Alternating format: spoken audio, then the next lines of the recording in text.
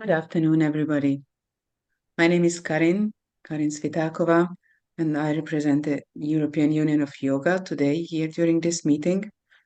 I will support you technically in terms of Zoom, so you can chat me if there is any problem. You cannot hear, you cannot see, but as far as I know, we should hear and see Geza well, and also see his presentation. But if any technical issue, please chat me. I would like to ask you to keep your mics muted during the presentation so that we don't have disturbing background noise. That would be very kind if you could stay muted. But if you can switch your camera on, I think it is always pleasant for the speaker to have people in front of him and not just a black screen with names. So if you have a camera and can switch it off, you can do so. And thank you very much. Let me now introduce the European Union of Yoga to you. It's an international organization consisting of 22 or 23 yoga federations. It was founded in 1971 by Gerard Blitz and André van Lisbeth. And since then, well, it started small, and since then it grew, and now it has these 22 plus 1 associated member, which is actually quite big. The biggest event it organizes every year is the Congress in Zinal, where I hope to see you again this year, because it is going to take place in August. The precise date is from the 18th to the 23rd of August. The registration is already open. If you go to the website, www.europeanyoga.org, you will find all the details about the teachers, about the venue, and also how to book accommodation and how to get there. So as I said, registration is already open. You can register and make sure that you will not miss this event. To our speaker, Geza Timcak started practicing and studying yoga 1958, which is already like 70 years ago. And he was influenced by many teachers from the West, but especially also from the East, from India and Taiwan. He has been teaching yoga for 5 decades and holds yoga camps every year, a couple of them for different language groups. And apart from that, he is one of the founders of the Savita yoga, which is a special type of yoga combined with live music, inspired live music. And so if you are interested in experiencing that, you can contact me, because there is going to be a Savita Yoga weekend workshop in April in Prague. The topic of today's presentation is yoga, pranayama, the koshas, and prana, and what we should actually know about ourselves when practicing yoga and more intense techniques. I'm really curious to learn more about this topic, and so Geza, the floor is all yours. Thank you very much, and welcome to all who have already joined in between. And yes, the subject links in a way to the congress, which Karin was already mentioning, because the title of this presentation is the Prana, the koshas, tattva, and consciousness, and how it links to what we should know about ourselves when we are undergoing yogic training.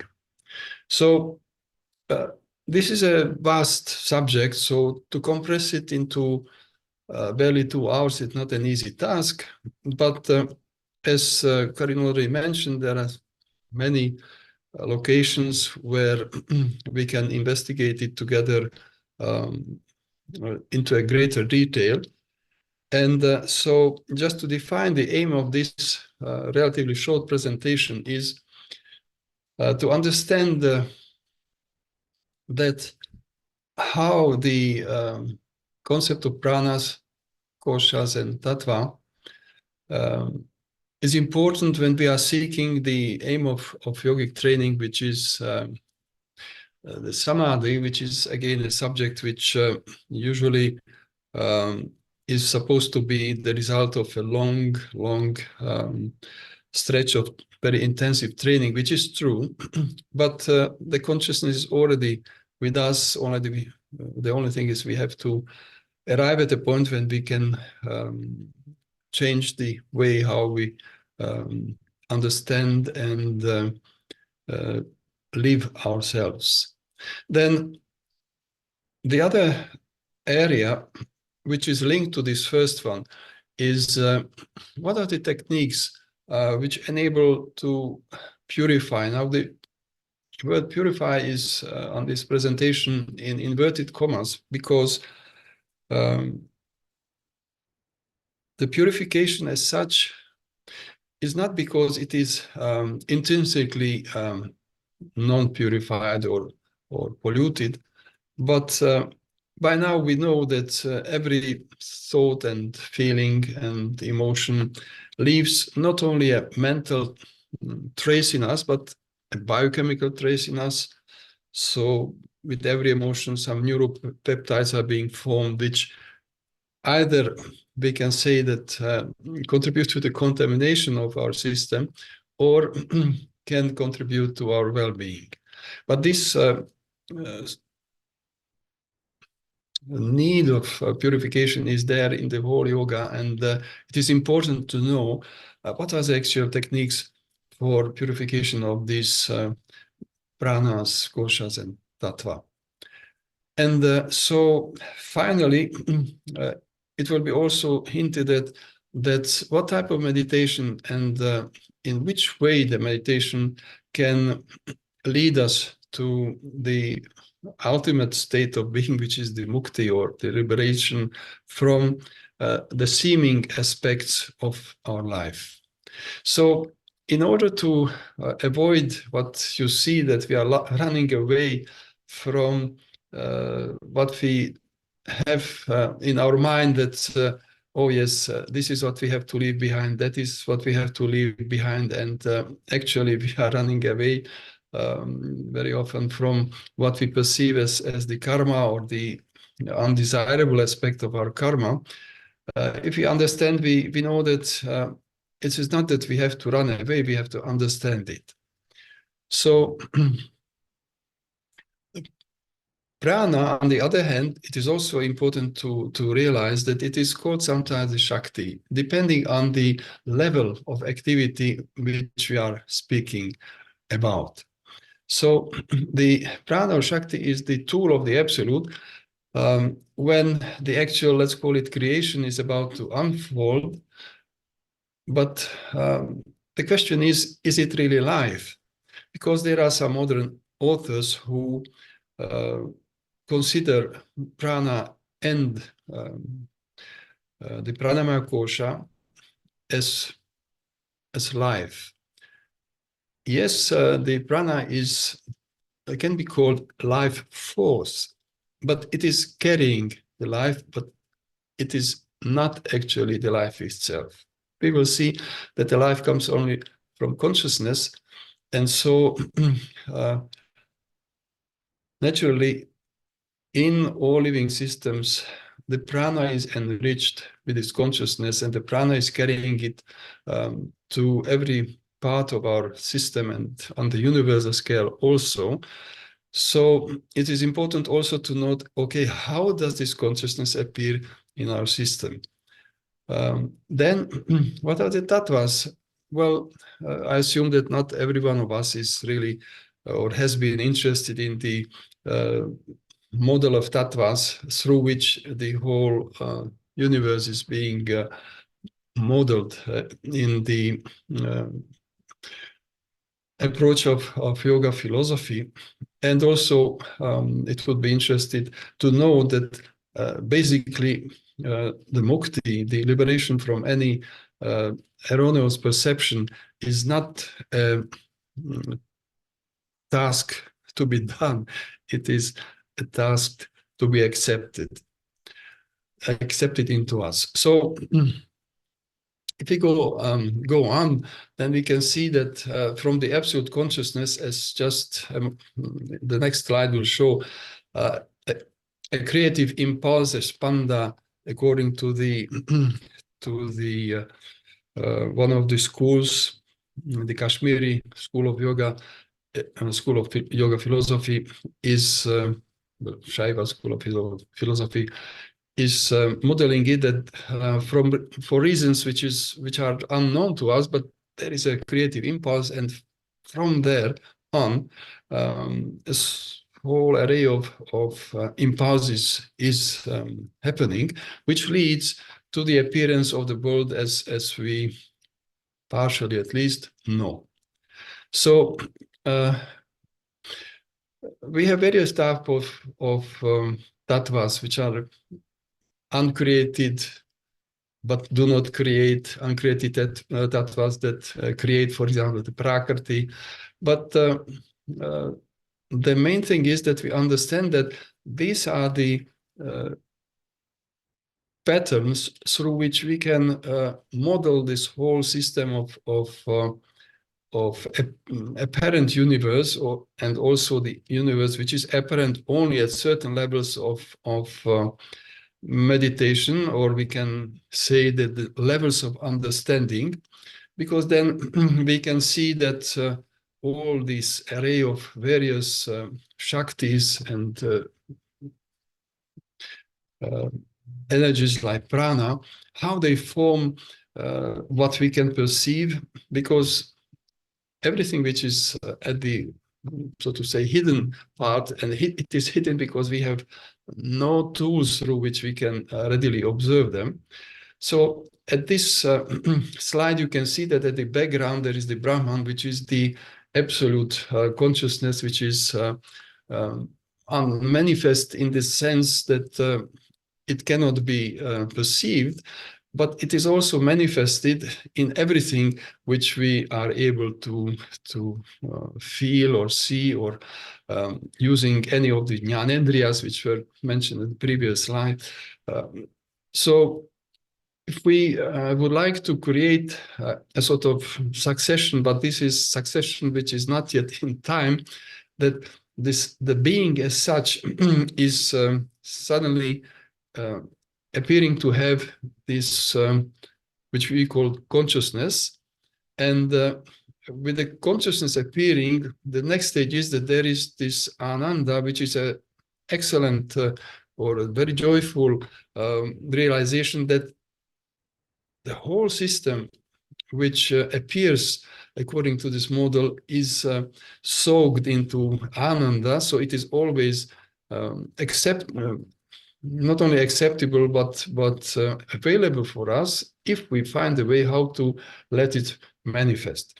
So the red arrows downstairs, it shows that the way to the samadhi is getting from the unmanifest to the from the manifest to the unmanifested, and this green cloud contains all those elements about which we will speak, and which are the results of further complication or development of the whole concept of manifested world. Now, it is also important to note that the tools through which this appears, again, according to the Kashmiri Shaiva school, is that after the Shaktis appear to do the job, and we can look at the Shaktis as a force pattern, so as executive force pattern, which has certain abilities, certain tasks, and therefore there is a number of Shaktis having responsibilities towards the system which is about to appear. Now, when something is manifested, then specific vibrations are also occurring, which we may call sounds, and there are different types of sounds. You have this, know that there's the para, which is the sound of the Brahman, which is relatively difficult to even imagine because we don't have any tool for perceiving that. But this is actually the vibrations through which the information flows to the whole system and gives the guidance or the design rules for the whole system. And then we have the Madhyama, Pashyanti, and Vaikari sound. So for us, the available channel which we can perceive is this Vaikari one. Now, from the sounds, certain concepts and mantras are being formed. And so we can then come to an understanding that the mantra is not just a formula which consists of certain letters, but it's a vibrational patterns which if it is used by a competent person, maybe a yogi or any other being which is competent enough to handle it properly, then it is containing the algorithm for certain things to happen and or to manifest. And then there is the descriptive part, which is which we call the word. So word is a coagulation of sounds to which we assign certain meaning. And so in this way, the structure of the appearing manifested, let's call it creation for the sake of convention, where there are objects and where are processes. So if we look at it from a modern point of view, we can see all this modern image taken by one of these cosmic telescopes, which contains this turbulent spreading of energies. Of course, it's colored only artificially, but we can see that the size and the magnitude of these processes are difficult to imagine. And so in the Indian tradition, they're ascribed to certain Shaktis or Devis, which have a certain role in this whole process. And they have all the responsibility for all these processes being properly manifested. Now, in Samkhya Yoga, we have this table which shows us the tattvas which have already been mentioned, and the ahamkara is a very important one because this is that part of our system which contains our personality and to which all the events, recordings of the events are being kept, so that unknowingly or knowingly we are influenced by our past, and the past is actually potentially influencing the future. And the manas is that part of the mind which is always processing information before it is passed on to the next, to the buddhi, which is in fact also called the buddhi as a Vijnana kosha. So the what we call buddhis is actually happening in the Vijnana kosha, and what we call the manas is happening in the manomaya kosha.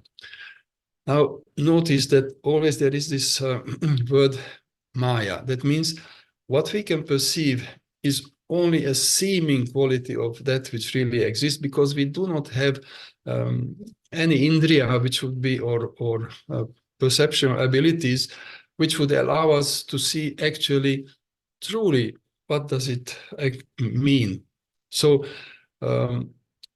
we have a very limited spectrum of perceptions. You can imagine that our five senses, even if they are fortified by a microscope or telescope or whatever, it can actually evaluate on a conscious level only a very narrow segment, a lot of, well, let's say 5 narrow segments from this whole spectrum of the electromagnetic waves or vibrations. So here we have to come to a next or starting question, that what is actually consciousness? What is it what we can call consciousness? Now, what is the relationship between consciousness and life? Whether there is life without consciousness, and we can imagine that it's very difficult. It's impossible to say that there is life without consciousness, because that would be a contradiction. And what is the difference between universal consciousness and individual consciousness, which is also very important thing to note, because the actual personal or individual consciousness is derived from the universal. But how it happens? We also will present a model which actually was communicated by Ramana Maharishi, who is one of the greatest yogis, rishis. He died in 1950, so he lived in the 20th century. Also, he was born in the 19th century. And then how consciousness relates to prana and shakti. So what is the relationship between them? Now, modern research is also having a very intensive type of studies where researchers are trying to understand this phenomenon of consciousness, because that's not really very easy, because they discovered, for example, that only the cortical part of the brain responds in such a way that we can say that, yes, it behaves like a system which acknowledges consciousness, that it relates things to itself. Whereas some deeper parts of the brain are handling the information, but this research which I was able to survey says that there this manifestation of the consciousness is not perceptible. And so there is a very nice paper by Tononi and Koch where they try to sum up how the investigation of the consciousness as such is being done and what are the results at present time. But we can see that it didn't actually solve the problem that where the consciousness comes from and how is actually, how did it appear in the system? Now, when we look at the Upanishads, which contain a lot of information about yogic concepts like the Brahman or the Hridayam, then and the tattvas, we can look at this part of the chapter 1, verse 3, that he who knows Brahman, which is reality. Yes. So if Brahman is the reality, that means this is something which is as and is unconditionally there. And that it is hidden in the cave of the heart, which is Hridayam. And this is exactly what Ramana Maharishi was reminding those who wanted to know, that where all this feeling of universal consciousness and the perception of the individualized consciousness comes from. And he says that, yes, the Hridayam is actually the interface between the universal consciousness and individual consciousness. So this is an important hint. And then the Taittiriya Upanishad also deals with what is formed of food and what is the function of prana in the human cognitive system. But again, it says that that by which they are born and they live, and that into which they enter and they merge, that is actually the Brahman. So the cycle is closed in such a way that we, as well as the system in which we appear to live, starts from the absolute, the Brahman, and it also ends there. So it is very important to know that, yes, there is one theoretical system. Okay, we can accept or not accept this view, but another thing would be to experience it. So when we speak about this universal and individual consciousness, we can see that the whole big surrounding is the unmanifested. So unmanifested means that we have no way how to know. We can only postulate that there should be an absolute version of it. And then we have a semi-manifested, which is actually at the moment when the spanda, this creative impulse, is starting to appear, and all this work of manifestation starts. And then in the Hridayam, there is this interface or switch which every moment extracts from the universal consciousness field quanta of this feeling of I, as Ramana Maharishi was describing it. So actually what he was telling is, he was actually sharing it with his followers, that the Hridayam, which is slightly on the right side of the chest, the impulses are coming every moment. So we do not have the feeling that at some moments we are conscious, at some moments we are not conscious. We have this feeling that we are always conscious, except that we are in sleep, either in dream, sleep with dream or without. And then the impulses go to the Sahasrara, and from Sahasrara to the nadis, they fill in all the koshas, primarily first the Annamaya kosha, which is the body, but there it comes through the Pranayama kosha, and it also makes alive the Manomaya, Vijnanamaya, and the Anandamaya kosha, to which we will arrive in a short time, so that we can actually analyze what it actually means. But the important thing is that actually we are immersed in this the field of absolute consciousness, and we have this unit in us which always gives us this feeling of individual consciousness. Now, there is also a way how to enter what in yogic terms is called samadhi, or the last step is this mukti, when we suddenly become conscious of the fact that the perception of individuality is also a seeming thing. And at the very end, we will see how we can arrive at a real thing during the yogic training. So this is just telling what we already discussed, that consciousness is the ability to be conscious of oneself. And when yogis were asked, okay, what is there in the universe which does not have consciousness, the answer usually was that the degree of freedom is changing, but the consciousness is there in everything. So this is why the yogis usually try to be the least invasive on the nature also, because they consider that also a part of the absolute consciousness, and so they have a respect for them, whatever, whether it's an animal or some vegetation or a piece of rock. So the prana itself, which is the great function of the prana, is that it carries the manifested consciousness into the whole creation. So it's a huge cycle.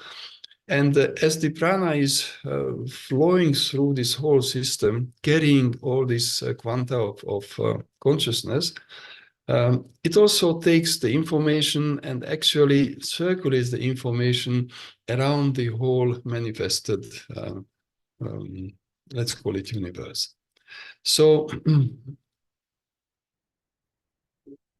the next point is to realize that, okay, so now we know that we have a individual's consciousness, which you already knew, of course, if you are looking or I'm looking at you or you're looking at me, that yes, there are various individuals, but usually we fail to experientially perceive that, yes, but even though we look as separate individuals, on the consciousness level, we are actually soaked into the same continuum. And Ramana Maharishi usually was telling that the moment the ahamkara appears, ahamkara means aham means I am. So ahamkara is a unit in us, which is crucial to our existence because it contains the ability to perceive ourselves, plus to rely on all these data and databases, which either we consciously create or unconsciously create. That means if we would look at it from a four-dimensional point of view, then we create a continuous form of ourselves through every thought, deed, activity, internal, external, which we live through. And so symbolically, the Karma Vilasa, which is a very, very interesting treaty, is telling that the ahamkara contains the A, which is the beginning, the first letter of the Sanskrit ABC, and the Ha is the last one. So whatever we can perceive, or whatever we are dependent on, or whatever we are connected to, it is put in between this A and Ha, beginning and the end. So this is, in fact, the tool which enables us to live in the life which we are spending all our time together. Now, this is another diagram where we can see that the ahamkara, which is unfortunately usually translated as ego. Now, there is a number of authors, majority of course, who translates ahamkara to ego, but actually they would have to say it's not ego, that's only the I. Ego sum is the ahamkara, but that's too long, so no one uses it. Second, if you look at all the great vocabularies, American or English, the ego is not usually related to what we call ahamkara, but to your properties: egoistic, big ego, low ego, egoless. So it is not actually covering the meaning which is conveyed by the ahamkara. So here we can see that there are that databases relating to what Indians like to call the Papa Purusha, all our errors, and the memory. It's always syncing us, synchronizing us with the environment. And so the whole structure is there. We have been already speaking about each of them. So it is just a sort of summary of what we already have been talking about.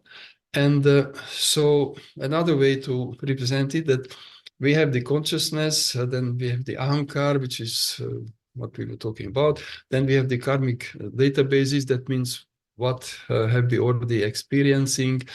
And then we have the koshas, which is enabling us to function. How? Well, before we go to the actual diagram, which shows how to try to understand it, because it's easy to speak about it, but experientially it's not so easy to experience, that this karmic database sometimes contains some blocking elements. That means, it is like, I know I have to do it, but I cannot do it.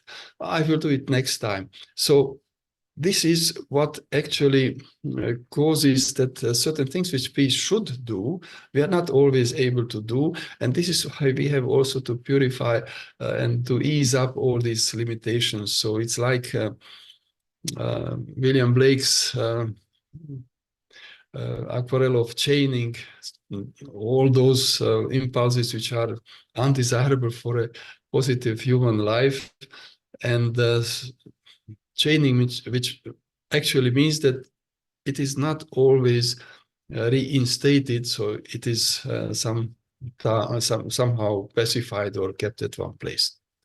Now, the Purusha and Prakriti relation we have already discussed to a certain degree, but we have another concept which you could have seen at this structural diagram, which is used in yoga and taken from the Sankhya philosophy, that there is also the Mahat. So Mahat sometimes means Buddhi, which means the ability to synthesize and to make a proper choice from the variety of possibilities. And then also there is a Maharoka, which according again to Indian scriptures is a level of existence above which the ahamkara is having a very different form of manifestation, because if we would live there, we would feel a unity, not this diversity as we feel that there are so many billions of people on the earth, but we will feel that yes, there are many manifestations, but we are always united, and therefore the tattvas which are at work at this level are shuddha tattvas or ashuddha tattvas, depending on the level where it is being manifested. We will come to that also, and here we have the explanation that at the unmanifested level, it is the uppermost one. And at the beginning, this I and that, aham and idam, so me and the rest of the world, are not yet differentiated. That full differentiation comes only later on. And so we have here on the right-hand side, the Shuddha Tattva, which means unpolluted Tattva, unpolluted by improper energy, improper information. And then we have the Ashuddha Shuddha, where the mixing up already starts. And then we have the Ashuddha Tattva, which is all the creations. Creations. We can also create whatever we can see, and we are able to create. So at our level, intrinsically, the tattvas from which we can work are ashuddha, that means are already contaminated. Adi Shankara, the great Advaitistic yogi and philosopher, had a small work which is called the Panchikaranam, and there he explains that as things emerge, that means when the ahamkara, the akasha is emerging, then from the akasha, the air, from the air, the fire, and so on up to the earth, so Prithvi, they all contain traces or portions of the one above. That means that they are polluted because they have no clear-cut or shuddha properties. They have already this contamination. Now, there are certain levels of contamination which is very difficult to undo, because we are living at a level that we are, but unfortunately we tend to top up this contamination, and that we can heal by techniques like chakra shuddhi, tattva shuddhi, and techniques which we will speak about. And we also know that the moment you can see that at a certain time, yes, the kanchukas start to manifest. Now, what is the kanchuka? So instead of being almighty, we have a limited ability to act. As we look around throughout our history, the history of humankind, perhaps it's very good, because I don't know whether the humans in the state as we are today or 100 or 1,000 years ago or more would be able to handle it with the suitable responsibility. So the vidya means that the limited jnana, so the ability to absorb knowledge is also limited. Then the ability to create at will is also limited, because we have to use physical or other substances and work hard to create something.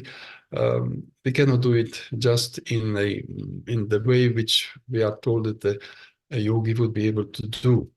And then instead of timelessness, we have time, and we have a limit of free will. That means if we do something, we have to keep a record what has happened, because so to say, the universal justice requires a full coverage, the full set of facts, so that the response of the system to our activities should be just.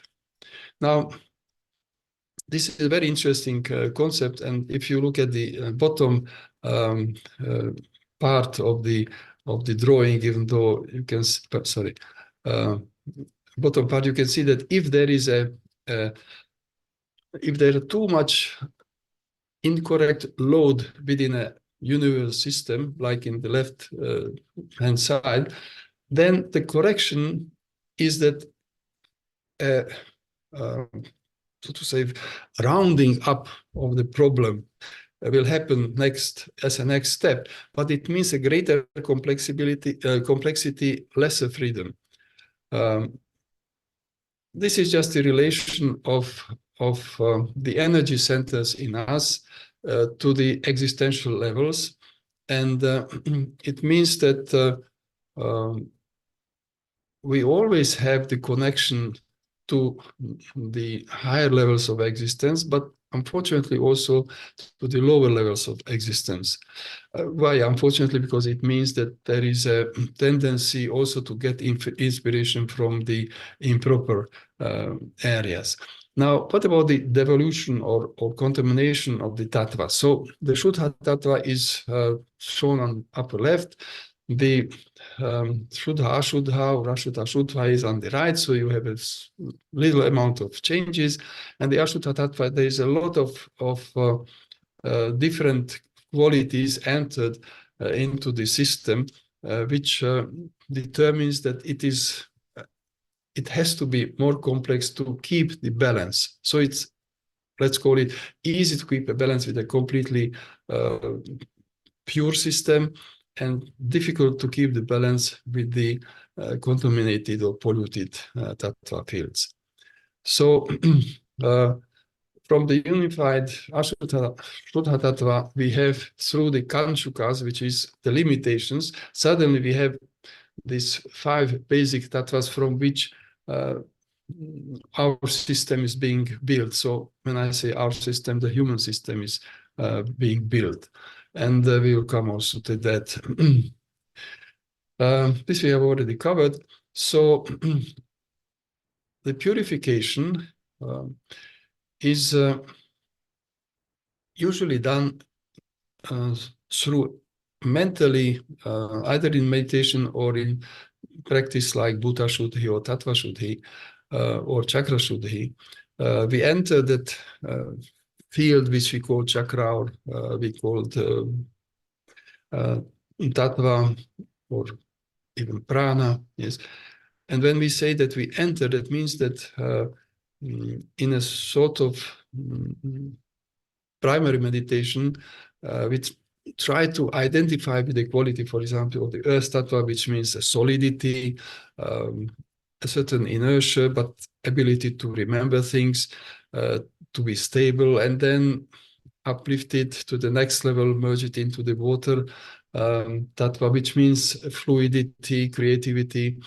And so we roll up, in fact, all the manifested aspects of our existence and put it finally into the absolute consciousness, and just leave it there for a period of meditation, and then allow it to reappear again in a purified manner.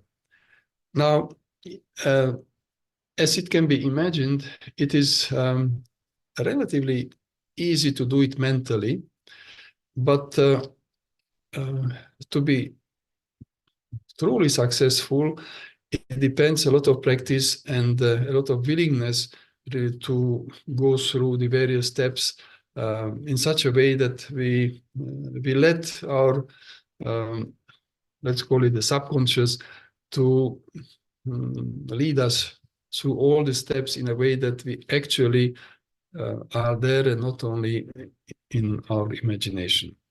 So not only nowadays, it's always very important also that sometimes we do this tattva shuddhi for families or for nations, which is not so easy, or a global tattva shuddhi, which is even less easy. And we know that there's so much good-willed global peace meditations, whichever way it is done. But we also see that, unfortunately, it is very difficult to counteract all these energies which go the other direction, so which it creates more problem, more pain, more tension on the whole globe, or at least in some regions. So you can see here various types of this meditative cleaning purposes, because all of them are done in a meditative state.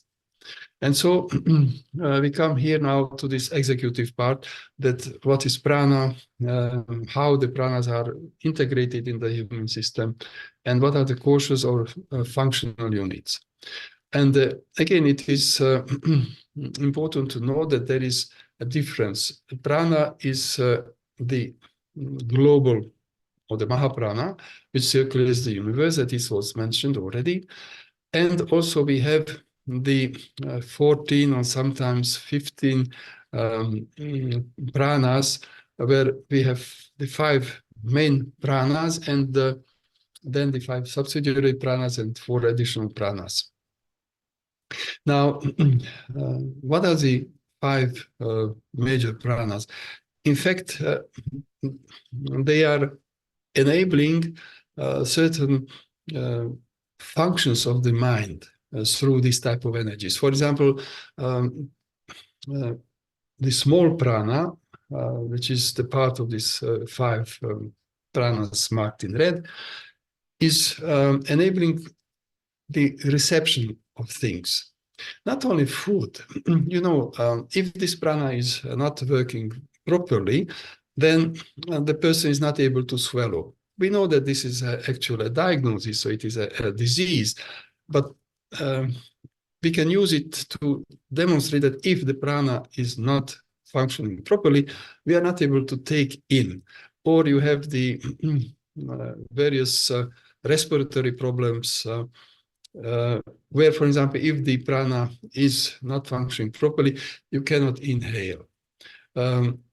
So when looking at the pranas, they are not really a sort of theoretical concept. It is a way how to present the functions, certain vital functions of the body and mind, because prana is also that we are able to not only listen, but to accept the information which come to us. And if we look and accept the image, understand the image, this is also a pranic function.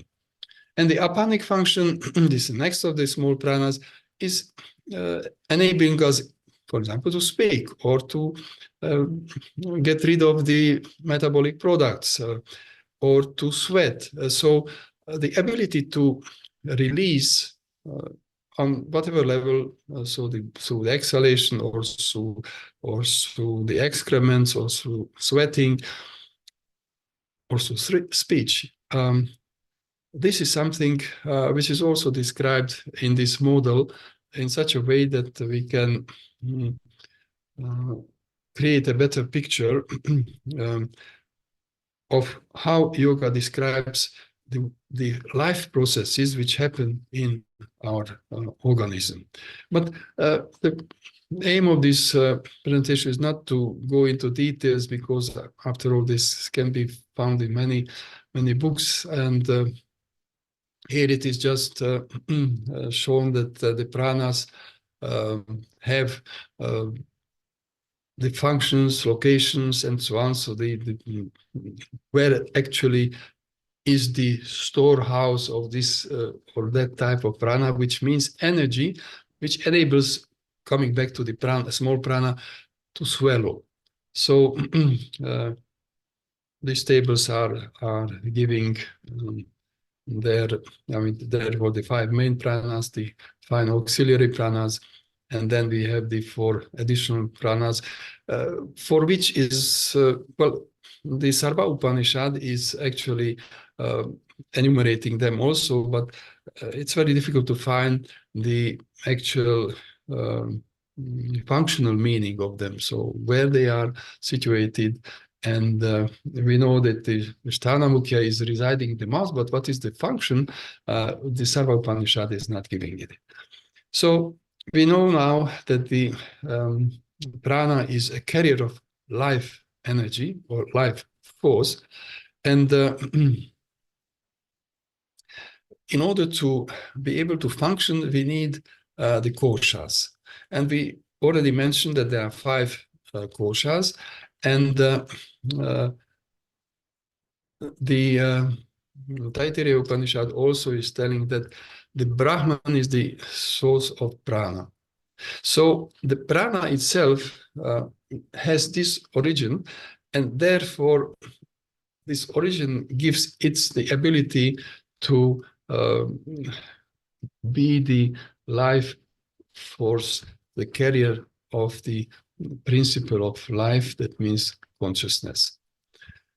So the prana actually, through this circulating on the macrocosm and also on the microcosm, enables life processes to function. If we know from medicine or of Chinese medicine that if certain energy processes are blocked, then we have a health problem.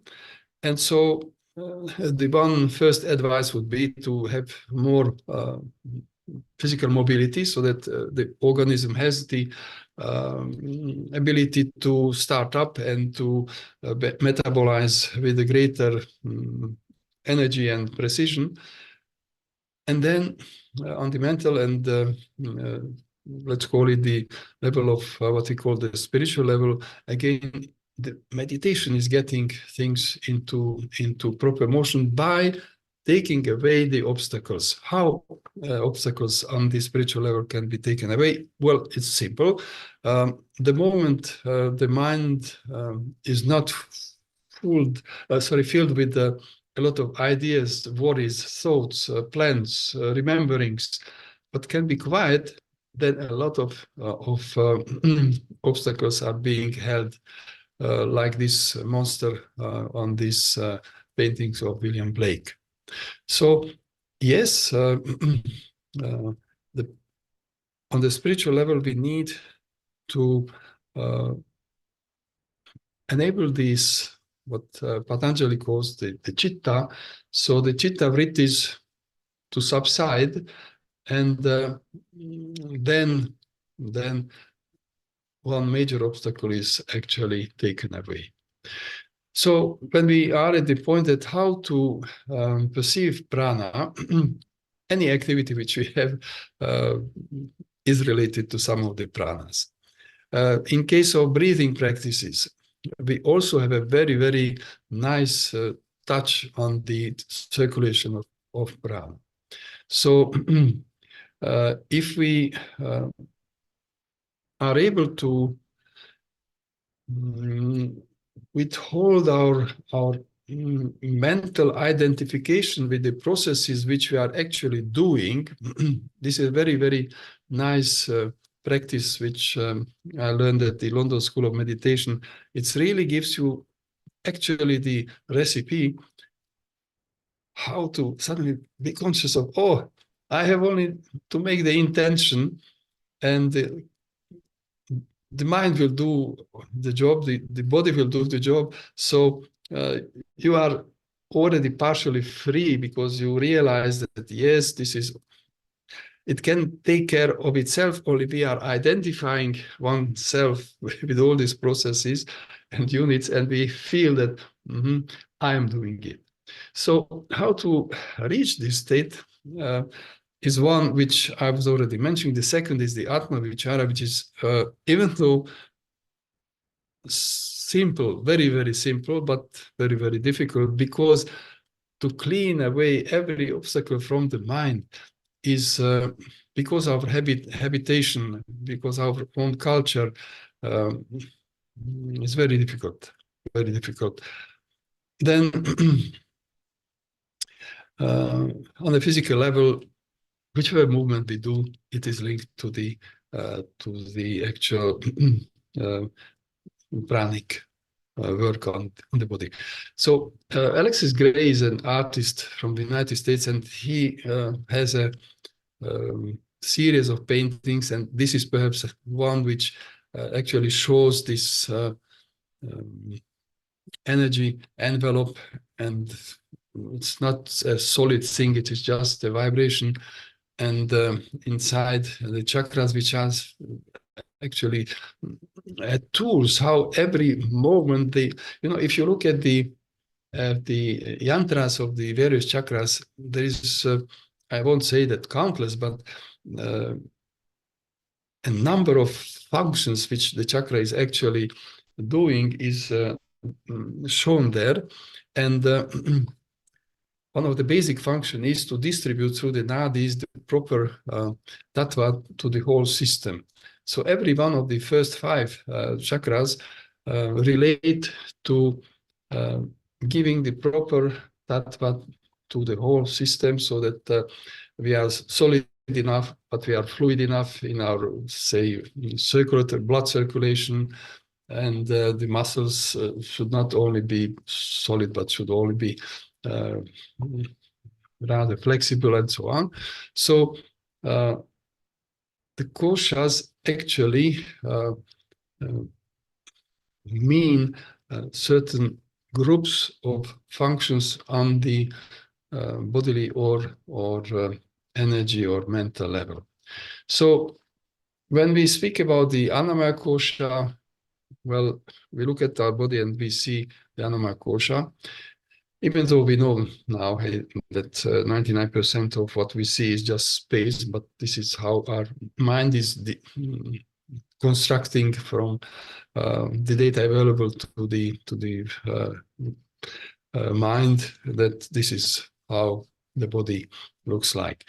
Then the Pranayama kosha supports life, supports all the processes we mentioned, and the Manomaya kosha deals with the thoughts. Jnana kosha is the decision-making unit, and also analyzes the risks. So the Manomaya kosha provides all the information which is available to it, and puts it one step further, and this is the Vijnana kosha. So the Vijnana kosha gets the information in such a way that from the indriyas, the various channels through which we get information from outside and from our internal area, it's put into the Manomaya kosha. There it is being processed, so the actual meaning of those informations are becoming available. Then they are forwarded to the Vijnana kosha, and the Vijnana kosha still waits for the response from the Anandamaya kosha, because the Anandamaya kosha is actually processing the information from the point of view of, is it pleasant, is it not pleasant, does it give ananda or not, and which solution could give what amount of ananda, so it can create, so to say, a sort of anandic coefficient for the possible solutions. The Vijnana Kosha makes also the risk analysis, so what would the risk if we accept this or that solution, and finally it presents it where? To the ahamkara, and the ahamkara has to decide. It decides on the basis of its vasanas and of its karma. So the Taittiriya Upanishad is also dealing with this, but it describes very shortly all these koshas in its own terms. So, for example, he who knows the bliss of Brahman wins all words together with the mind turned away, but never reach it, he never fails. Why never reach it? Because it is inaccessible for our usual ways of perception. So then he said that all these koshas, but the Sarva Upanishad is telling the same, are merged in itself, so they create a unity which is functioning, as we know very well from our life, in a very reliable manner. Unless we have some disease which prevents it from properly functioning, it is really presenting the world, the possible solutions to our problems, and whether it's pleasant, unpleasant, bearable, unbearable, this is what they actually provide us every moment. Well, with some exceptions, for example, in the yogic tradition, the Anandamaya kosha can actually convey ananda also, but only in that case that we are in a deep sleep where it is a sort of very, very slow delta dominant state of mind. And then we merge into the anandic aspect of the absolute, but we are not conscious of it. This is why it's called sometimes Iru or Tama, Iru in Tamil or Tama in Sanskrit. So it is dark because it is like why the unconscious is called unconscious, because we are not able to be conscious of that which is unconscious or which is not available for our consciousness on the basic level. So the Anandamaya koshas can give us also very deep experience. You know, now even these intelligent watches sometimes evaluate that how many hours have you been sleeping in the very deep dream-free state, because unless you have it for a sufficient amount of time, your organism will start revolting. Now, this is something which I already mentioned, that what Sarva Upanishad is telling us is that all the koshas are joined together to give us the complete, for us, the only accessible spreadsheet of what we can do or how we can manage, and whether it would be pleasant or unpleasant. And the decision-making process is, in principle, unbiased, but the bias comes from the vasanas, which are attached to the vasanas or tendencies, which are coming from the karma, which are attached to the ahamkara. So the ahamkara is the one which makes the decision, and all the koshas are providing the data for this. So we have here a diagram where we can see it. Of course, it's not so to say absolute way of how it is happening, because any graphics has its limitations. So we can see that the Ahams Purana, or this continuous flow of quanta of individualized consciousness is something which comes through the hridayam, and then the next unit which we have to consider is the ahamkara. Now, all the information which comes through the indriyas to the manomaya kosha, vijnanamaya kosha, through the activity of the pranamaya kosha, and the evaluation which comes from the anandamaya kosha comes to the ahamkara through the vijnanamaya kosha. So the vijnanamaya kosha is the, so to say, process manager. So it presents to the ahamkara, which will be the CEO of the human manifested system. So that's what we can perceive.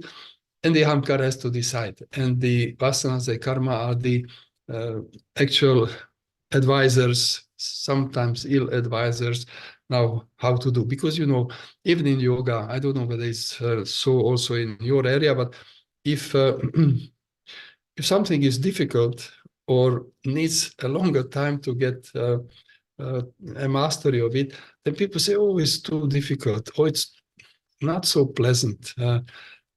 Yes, it is understandable. Nowadays, life is very quick, a lot of times very stressful. So we like more to get, so to say, into contact with pleasant or relaxing responses or processes.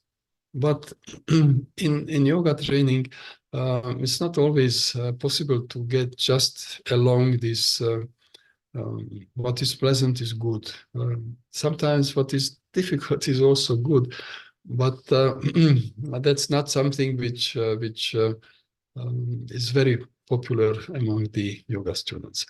So here we have a image of a hypothetical network of nadis. You can see that from every chakra there is a number of nadis spreading to the whole system, and there are then along the spine there are the sushumna, ida, and pingala, and other nadis which go along this route, and everyone is having specific function.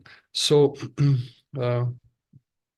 they basically, the first function which they have to do is to convey from the hridayam and through the sahasrara the sense or the perception of the individual consciousness, which is then followed by getting the various tattvic energy to the various parts of the 5 koshas, and then conveying information, whether be it an information which is relating to the function of the body or the function of the mind. So when we want to go one step deeper into the problem of the koshas, then there is a work of Ramana Maharishi, which is called the Upanishad, and it has a verse which says that Vigra Indriya Prana Dhitamach Naham Ekasat Tajjadam Hayasat. So the body, the senses, and mind, because the indriyas are also senses, are also the mind. The prana, which is the breath, the dhi is the intellect, tamach is the deep sleep. We have been already speaking about it. And all insentient and unreal, so it's naham ekasat, yes, cannot be I who am the real. So all this means that they are jada. So all the koshas are in fact devoid of life unless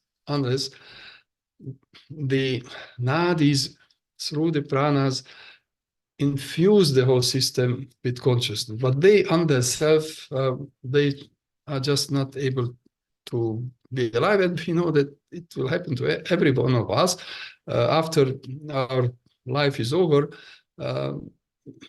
The body and all the eyes, ears, and so on are there, but they are not able to function because the life principle represented by the ahamkara, is the aham and ahamkara is departing from that unit. And that in deep sleep, we have a re-infusion of this basic anandic feeling, which comes as one of the South Indian old yogis declared in one of his verses that, oh, if a yoga practitioner by any chance can access this anandic field through a very, very thin thread, just for a moment, already his complete life changes, and he is a state which is a state of ecstasy. Like when a child, through the teat of his mother's breast, accesses the source of milk through a thin channel through which the milk comes to his mouth, he is also absolutely happy. So the deep sleep, therefore, is very important, but, and this is the problem, we have to make it conscious, and it only very, very advanced yogis can upkeep the consciousness in a slow delta dominant condition. So, for example, Savita Bharati, he was a person just like his master Swami Rama, liked or had the intention to show to the scientifically oriented mind of the Westerners that yes, yoga is not a hypothesis, it actually works. And actually you can see the result. And very often the measurements have shown, for example, things which are unexpected. So once Swami Bharati was doing a lecture, but a team of researchers came from from the United States, and they were measuring various parameters, including muscle tensions, muscle stress in his body. So he was actually lecturing, and they were measuring. And then the technician said, "But Swamiji, you are dead." He says, "How can I be dead? I'm now lecturing, but there is no signal coming from any of the sensors," which means that just like in the other part, that a yogi like him can upkeep his conscious realization of this anandic aspect of life, what others cannot do. So he can move around without creating tension in his body, and it has also other implications, but that would be something which is important to note. So here on this slide, it is just restated what I was trying to tell, that in deep sleep there are no limitations, because we are there in this anandic field of consciousness. And so when we think that we are identical with the body, we are, in a sense, we are in this body, but we have to reform our understanding of what is this I. So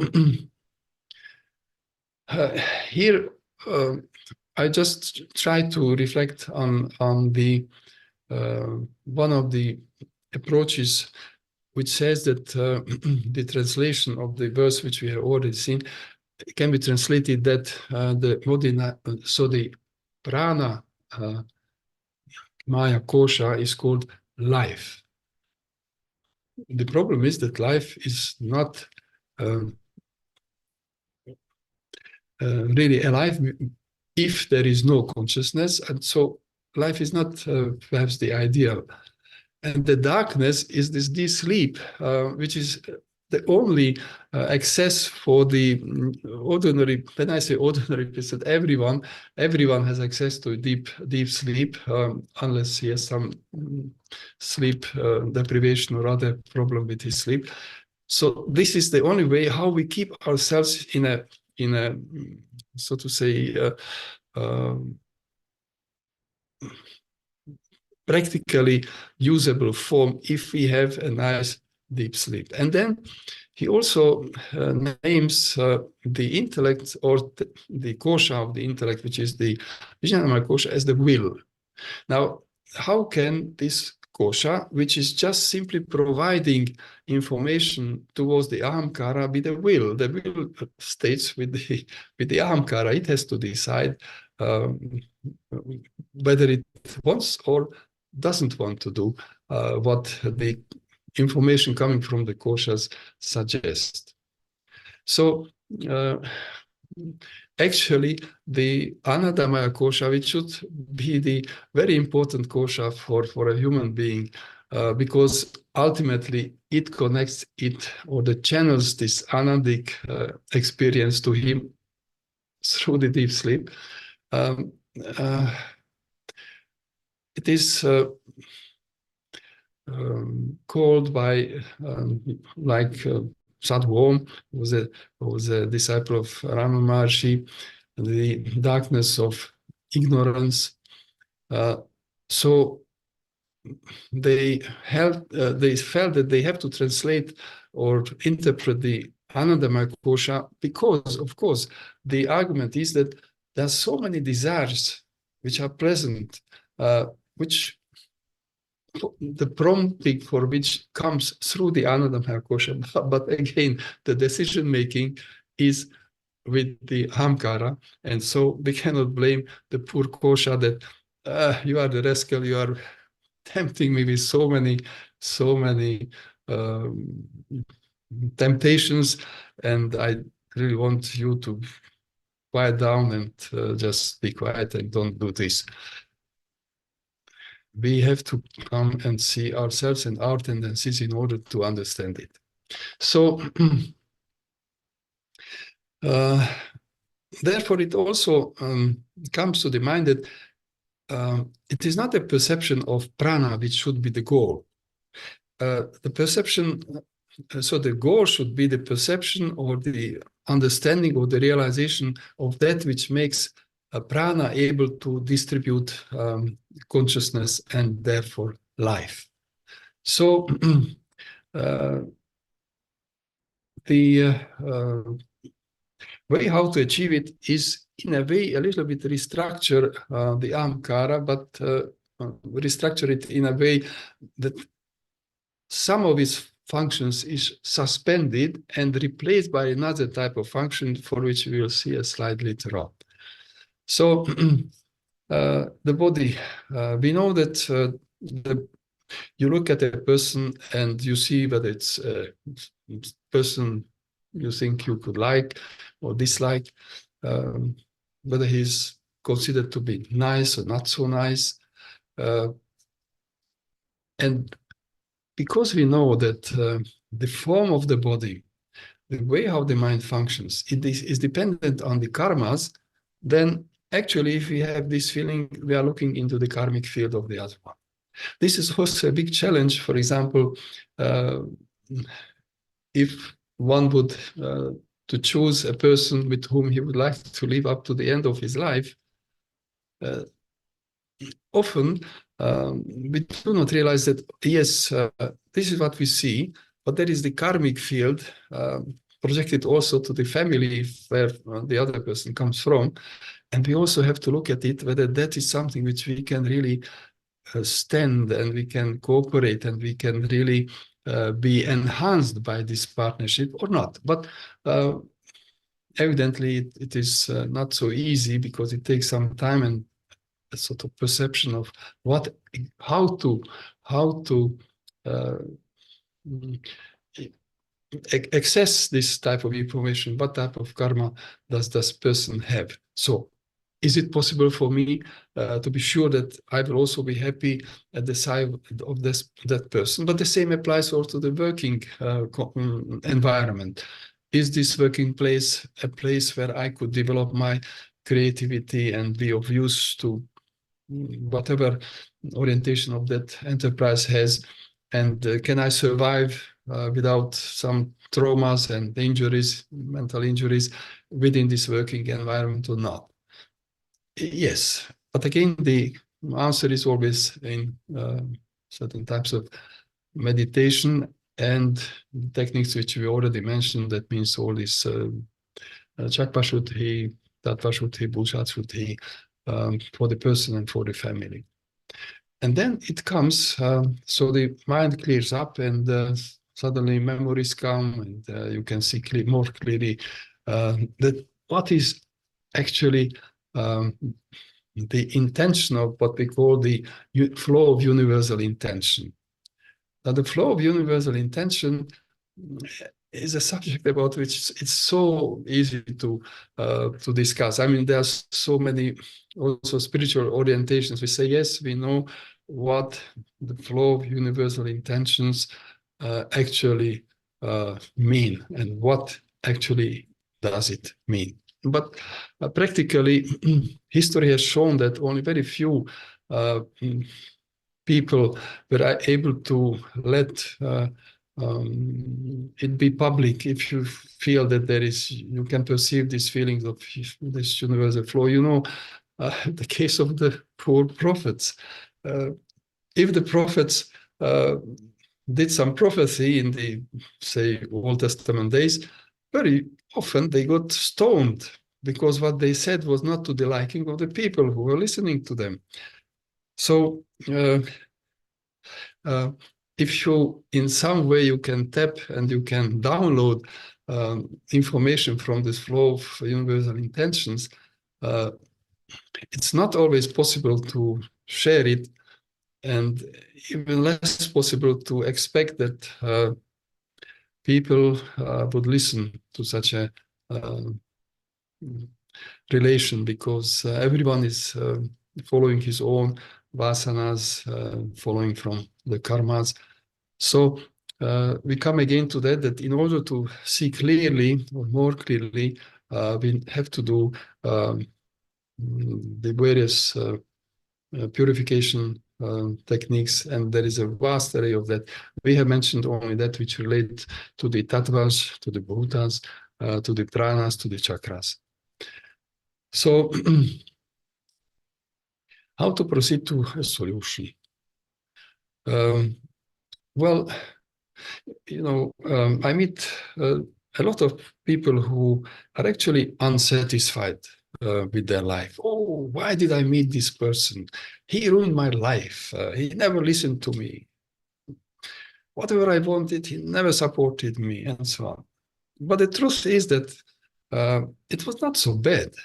Only a person had the feeling that it should be more. Now, if we understand, for example, what we call our karma, that means what actually is the aim of our life, what direction should we take, then we will also see that whether this choice of a partner, of a husband, a wife, is really appreciated by me or not. And if I am dissatisfied, it means that perhaps I didn't understand properly what is my aim of life, or I didn't understand it at the moment when we created a bonded relationship where from the children were also coming from. So we cannot do very much about the karmas, because, you know, once the karma is fixed through our actual deeds, thoughts, and so on. And if we look at what the Indians call the karma shaya, the infinite pool of our own karmas, dependent on the karmas of the others, it looks almost hopeless, because, oh, how many karmas. But again, the good news is that if we would reach the aim of the yoga, and I mean yoga, I mean the complete set of areas in which the yoga should be practiced, then we can get into a state when, even though we have to undergo the karma which we have, we will not be unhappy. You see, in the 1980s, we have been in Varanasi, and a friend of us said that, oh, we'll go about 25 kilometers away from Varanasi, and there is a yogi who is very good, but he doesn't really like the visitors. So if visitors come and disturb him, he even throws stones to them. Now, we're seeking, because in order not to be disturbed, he used these open sewages. He was lying next to it, so it was having a very bad stench. So he hoped that people would not come there and disturb his samadhi. And if you just compare, okay, so he could sit at a very nice place. He could have an ashram. He could, well, at that time the internet was not already there, but he could have a lot of followings, and they would all ask him questions, and he would answer, and he would have a plentiful of food. He would do charity. He would do this and that.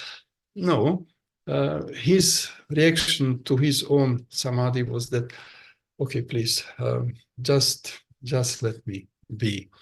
But if it so happened that some person came with some meaningful question, then from time to time he would also answer. So this was our hope. But he just moved away, and no one knew where, so we couldn't meet him. I'm mentioning this not as a sort of story of failure, but a story of that even very difficult conditions. Just imagine living on a place like this, not only in the summer, but in the winter, during the monsoon, and still be immersed in this infinite happiness, whatever the outer circumstances are. So, of course, we don't have, it's not that unless you live under such conditions, you cannot be in samadhi. We have examples of other yogis who had less has taken less difficult measures to ensure that he's left with his own internal realization. And even though he was not allowing people coming close, still people like to be in vicinity. So in so distant that the stones will not reach them, but even there it was a sort of feeling which people like, because samadhi is influencing the environment also. So yes, it would be a very nice duty, in inverted commas, to be in samadhi. Now, in order to get to the state where we are, so to say, eligible for the samadhi, we need a way through the life, which is called the dharma, which is this blue central line. And so if we go away from this optimal way through the life, then we are building new karma. But how to go through life in such a way that you do not deviate from the optimal way? Well, again, it is only through meditation and only through the ultimate realization that one is able to do it perfectly. Otherwise, we are forced, so to say, to do some errors. And so I found the image of a very nice Italian sculpture releasing for deception. So all this Maya is represented by this mesh. And so now this angelic being is taking away this deception, which is the part of our everyday life. Now, here we come to the how to do it. So if we have on the left-hand side the non-individual being, then our attention, that means the force to which we direct to the information channeled through the koshas, should be inactive. That means this is what would be ultimately the chittavritti nirodha. The ahamkara also should be inactive. So there should be no identification. I am now perceiving this, I am now perceiving that. Not easy, but unfortunately or fortunately, it is the way how to arrive at it. Then you have the manas and buddhi, which also should be in a reflective mood. So the manas and buddhi should not try to evaluate what is to happen. So the attention doesn't go outside, the attention doesn't, well, it brings, but it is not evaluated by the mind as usually. So we are in a state where the mind doesn't actually move. The ahamkara is in a standby position. And then from the absolute consciousness, this depersonified attention, which is actually able to let the flow of the information flow coming from this absolute flow of prana, of the Mahaprana coming, and so the usual perception of ahamkara is replaced actually by the depersonified consciousness. And the manas and buddhi are functioning, but the decision-making process is getting the information mainly from this flow of absolute flow of information. And so what we see outside, we also perceive as the reflection of the absolute being. So in this way, our life would be identical with what the yogic way of life would be. And the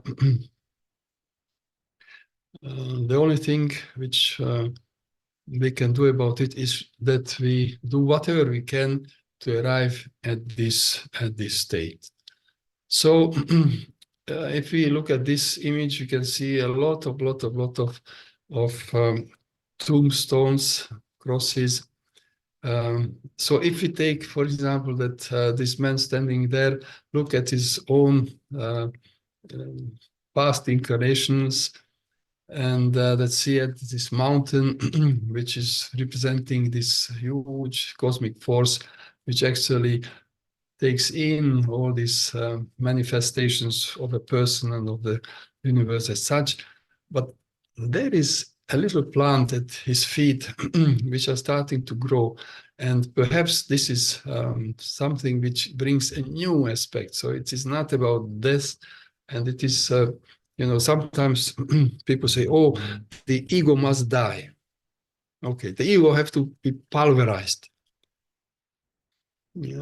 I would like to see them when their ego is being pulverized. They will cease to exist, because this ego is, this ahamkara and its databases are those entities which keep us here. So should the ahamkara disappear, then there is no justification for our being here. So that would be almost, we can say that would be nice. So the way, however, how the ahamkara responds to life situation, that has to be changed. And that will bring the result which we would like to have. And so what I can only say that if you look through some of the references which are here, you can find a lot of interesting contributions to the charting the path through our life in a way that we devote the minimum from this dharmic path. And this is what I can wish to all of you, that you find this as an enjoyable perspective of our life in what is called the dharmic life and the happiness of living in this absolute consciousness, which we live anyway, but we are not really conscious of it. And the wish is that we have this on the conscious level, also through the recipe which we have seen on this last diagram. So here I would like to terminate my presentation with a space for questions. And so if there is any question which I can answer, I would be happy to answer.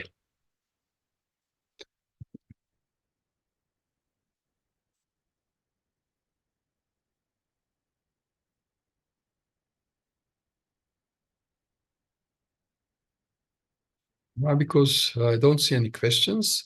Then I have. Yes. I don't know how to raise. So if I summarize, do I understand right that meditating should be like you try to get into a state where you don't perceive too much. You get your body quiet, you get your senses quiet, your mind, your emotions as quiet, as still as possible. So you are as much possible as most possible able to see and perceive whatever is unfolding in front of you outside in the world. So you get it in and you observe it, you get it in and you react on it in a neutral way, or in a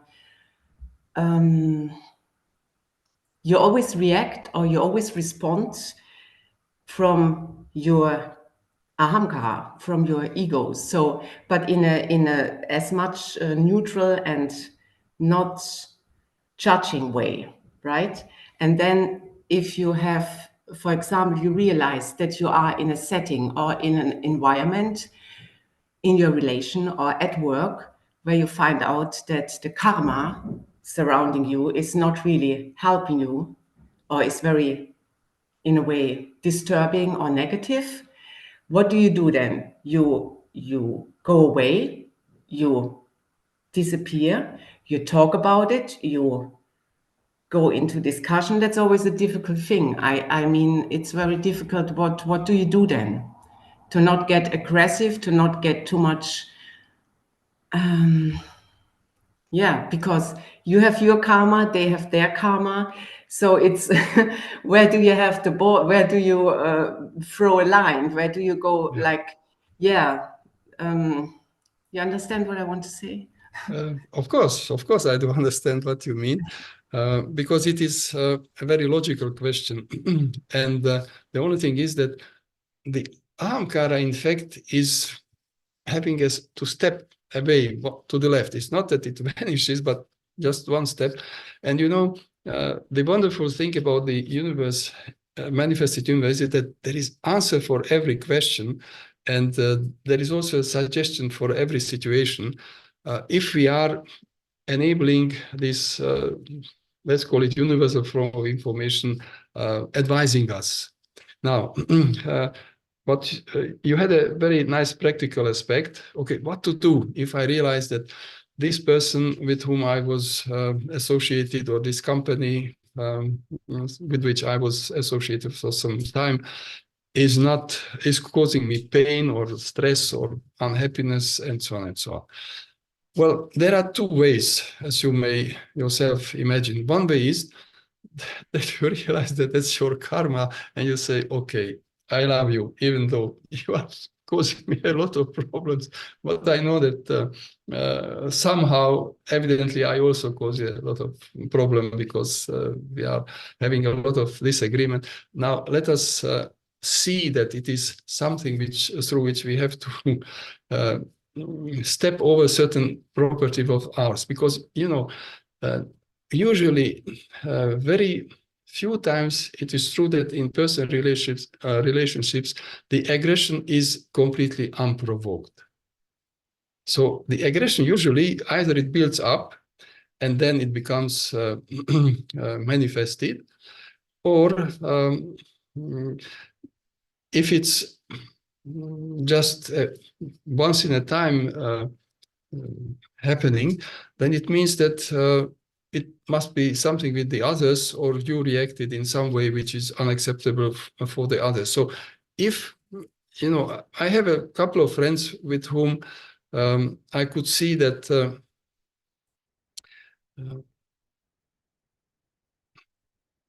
how to say, for example, one is in a very competitive environment, and is a lady, relatively high position in the government, and she said, well, but you see, I don't know what to do. I don't want all these, be part of all these high-level processes which are there at this high-level position. So what to do? I said, well, you know, you still have the possibility to make suggestions, and either they are accepted or they are not accepted. If it's unbearable, of course, you find another place. But so one way is, if this realization is already there, and you know, just look at Socrates. You know, his wife was very famous for not being very kind, but Socrates never minded it. Even before his death, he was, giving advices to the wife, and he was rather kind to her, even though we know that she was not very nice. This was a philosophical understanding, philosophy in practice. And the other thing is that if it's impossible for us to be part of it, then of course we have to agree on some way of either to coexist or to part. But again, a problem is that usually if there is a couple which lives together for a longer period, if they separate, first of all, the older one becomes, the less probably can he or she find a suitable person. It's not impossible, but it's not so easy. And so there is also the trauma which the person takes away from that relation. And that trauma which he or she takes away, if he or she gets a new partner, that partner sooner or later will also experience the outcomes of these traumas, because they will be presented knowingly or unknowingly to the new partner. So from the absolute point of view, it's better if we can somehow come to an understanding that just today I was speaking with a friend of mine who is having a, like Socrates' wife. Yes, really. I would not be able to live together with that person for a week. And he is living, and she wanted to diverse from, so she wanted to separate. He, no, he didn't. He had a lot of problems, self-induced problems. He was always helping. Even now he's helping. He doesn't want to get away from this suffering because he wants to help her. So I say, well, he is already a yogi, because in spite of all the suffering which she is causing him, he's always finding the power to be helpful. And they have 2 children, and together with the 2 children, they are doing their best to help this lady, in spite of the fact that it's very unkind, very difficult to live with, very domineering. So I say, sometimes I thought, well, how this man can stand it? And his argument is that perhaps if she gets well and she gets rid of the problems which she has, perhaps again it will be a sort of already, you know, if you have gone through all the difficulties, perhaps there will be a sort of more harmonious future before him. And nevertheless, he's suffering a lot. So you have to have the mentality of that person to be able to live with such a challenge every day, every minute.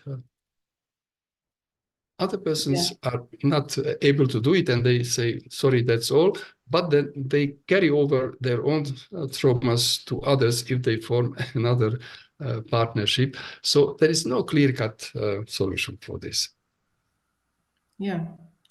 Because, that's actually what I mean also, is what is so difficult to just step back and let it be, is actually for me also against the yogic principle of knowing that everything actually is united, and that you just carry on if you don't keep trying and keep being in dialogue and keep connecting, then you just deny this principle of that everything is connected and that you cannot escape from this connection you have built in the past and that is carrying on to the future and all these things, and that actually you just avoid getting to some kind of progress and solution. So I have very difficult time always to step back and to just let things be, and then but then where's the border? To just push too hard, and by pushing too hard you make the others withdraw again, so you get the opposite reaction, and that's a very difficult thing for me. So thank you. It's helpful that there are a lot of people struggling probably with the same thing. So it's yes. So it is. Thank you.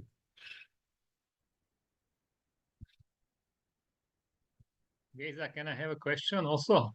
Yes, please. So I would like to ask about this mechanism, how this feeling of I or as a person, how it's creating.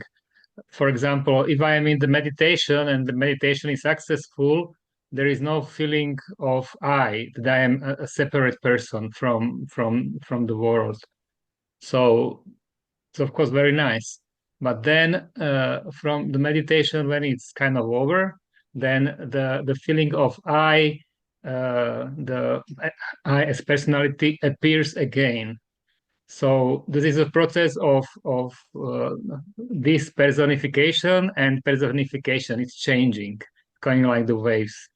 So why the personality arise again? That's my question. Is it because of some old habits, vasanas, or identification with the body, or why it's coming again in the creation?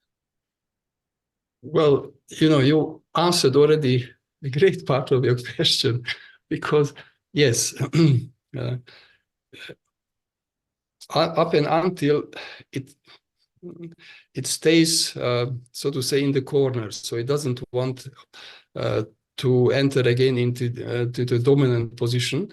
Up to this point, it always comes back.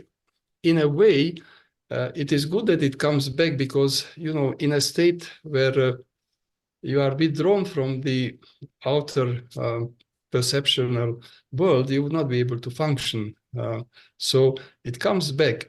But again, the key solution would be what is on this slide, that you allow the process of life and all the solutions happening in your mind in such a way that it doesn't disturb you. So it doesn't require you feeling that you react as a person. I like, I don't like, I would like to have this, I don't like to have that. I would like to go this way, not that way. So you just accept that there is a flow of solutions which you can be aware of. But yes, the question is, when it will happen that all the tattvas and pranas and chakras are decontaminated to such a degree that they are able to convey this type of energy and information flow even under ordinary things. We see that, for example, they already mentioned Ramana Maharishi had it, but I could carry on talking about yogis whom where we just an example, in 1977 we met in India a young yogi who had a master as old yogi, and the old yogi was ill. Now the young yogi was actually asking me whether I don't have some medicine, because he has high fevers. I mean, the master, his teacher. And I said, yes, I have. I can give you a part of it, because at that time, antibiotics were not available so easily in India. So we brought our own. So I said, half of it is yours. And so he was taking that to this master of him, who was living just above the Ganges, in a sort of small construction next to the river. And when we met, he didn't expect people whom he didn't know to appear, so you could see the intense pain in him. He looked at me the very moment the pain feeling was going away. He was just looking at me. He was explaining that I was bringing him the antibiotics, and there was no trace of any suffering in him. What does it mean? Mm-hmm.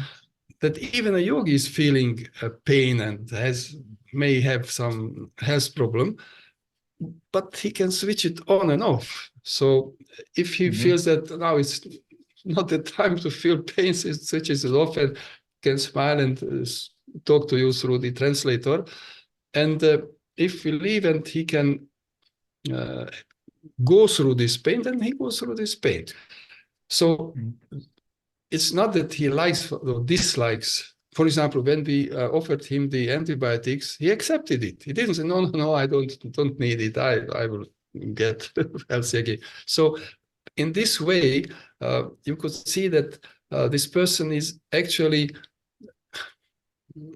just allowing the life to flow, and his state of mind is such that he can attach to pain or detach from the pain. If life brings something which he would need, he accepts it. So it's not that, oh no, I'm the big yogi, I will heal myself. So it's easy to talk about it. But again, it is a sort of way how it goes to the meditation. And you see, already, I don't know whether you know the works of Tomito Hirai. He was a Japanese physician and researcher, and he was doing a huge research on Zen monks in Japan. And he discovered many interesting things. The book title is The Psychophysiology of Zen. It appeared in 1973. And he was showing that the yogis, with training, they can go down to a conscious delta level. And if it's a conscious delta level in the brain, then they simultaneously perceive this Satchitananda and still are in this world. When in deep meditation, they don't necessarily be able to jump up and speak to you. They need a little bit of time, but when they move around, they still have part of their own ahamkara neutralized by this being immersed in this realization of this state of being. Thank you very much. So I cross my fingers that you are fully succeeding with this process. Thank you, Geza. Thank you. Thank you very much.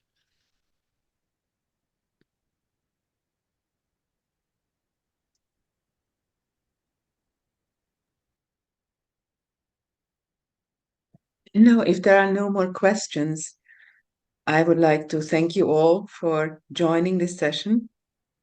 And thanks to Geza also for his very inspiring presentation.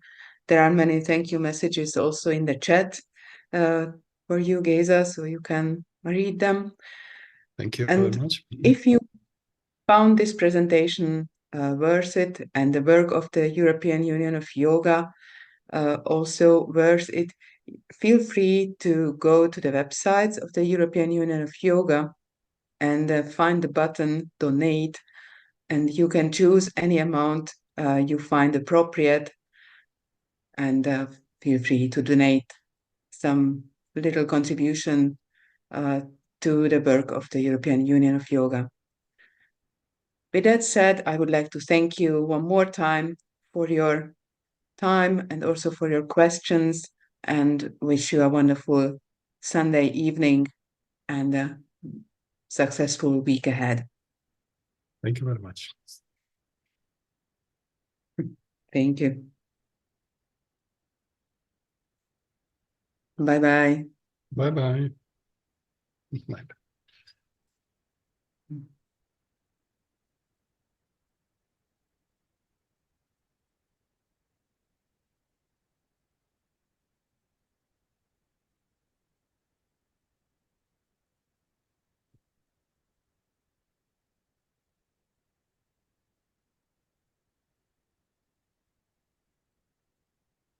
Mm.